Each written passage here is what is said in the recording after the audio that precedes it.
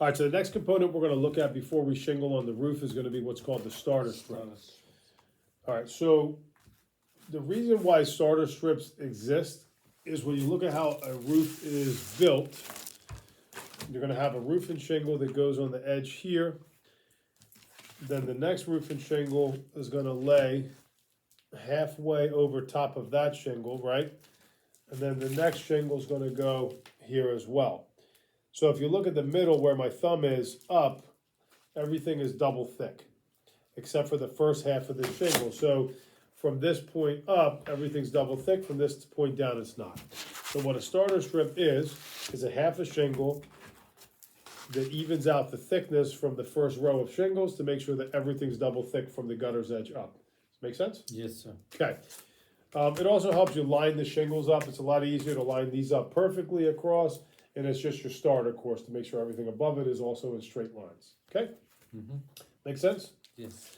All right, so what they realize though with the starter strip is that it is also another product available to help seal that edge down, right? So finally they started actually putting sealant and glue on them, kind of like this, okay? So what that sealant and glue does is just bonds and fuses to the sealant as well as the shingle, helping create a nice tight seal on the edge. What this is gonna help you with is this is gonna stop any water from actually, or not, I'm sorry, not any water, but any wind from lifting this shingle off of that starter strip, keeping that first row nice and tight. However, remember the illustration where we looked at the ice dam where there's the pooling water? Yes. And we had that pooling water getting back up underneath of the shingle? If my sealant also has gaps in it here, am I really protecting against that pooling water? No, right? Because that water's gonna work its way through. Yes. And as you look in your slide presentation, you're gonna have a slide on this, okay?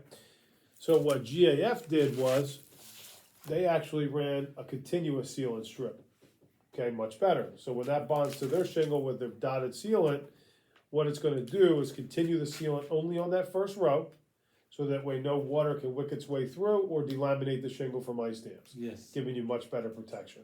Make sense? Yes. Okay, now let's talk about the downside of that. The downside of that is, have you ever seen a roofer actually nail the shingles in? So you ever see how fast they go? Yes. Yes. Very fast, Yes. okay? And where they're supposed to hit is they're supposed to hit this chalk line here, because under that chalk line, if you look here, there's actually sealant. Okay, so when you hit the correct zone, you're actually going to seat and seal the nail, so that way you don't have a hole in the roof or a leak. Okay, but what happens when you're going boom, boom, boom, boom, boom, boom, boom, boom, boom, boom? Because remember, you have 10,000 nails that have to be nailed in between 12 o'clock and 5 o'clock. That's 2,000 fasteners an hour.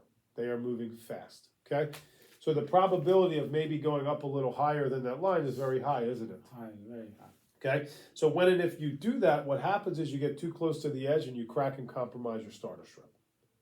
It voids the warranty, and then obviously the products don't work correctly. Make sense? Yes. Okay, so what Owens Corning does is they take the best of the sealant, which is a continuous sealant line all the way around, but they make a much wider product, as you can see, that goes all the way up here, completely past that nailing zone, because they understand that these products must be bonded together in the most secure way possible. Or they don't want to run any risk of compromising that first course.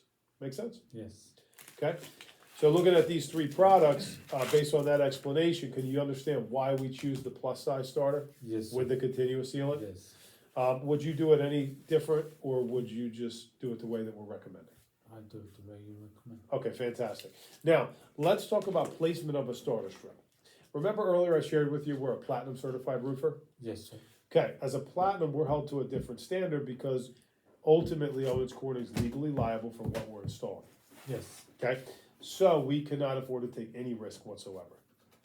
Okay, No. so with that being said, most roofers will only put a starter on that first row because it's your first course of shingle. That's really all they're required to do. For us, they have us take it a step further. So this is what's called a gable or a gable end. Okay. If you look at the design of a roof and shingle, that sealant runs horizontally. And then the next shingle overlaps and it runs horizontally. There is no vertical sealant protecting that edge. No. So wind-driven rain works its way in and eventually gets into your attic or down the wall. Have you ever seen siding where it's buckling and waving on the sides of the house a lot? Well, it's because that water's running down and it's weakening the wood and those nails are popping loose, right? So it starts to pull out. So with that being said, what we do is we actually take a starter strip and we run it up that edge and then down the other edge, completely sealing every single edge on your roof. So a starter will run with our system on the full perimeter of the roof, basically giving you the super glue to the perimeter. Make sense? Yes. Okay, fantastic.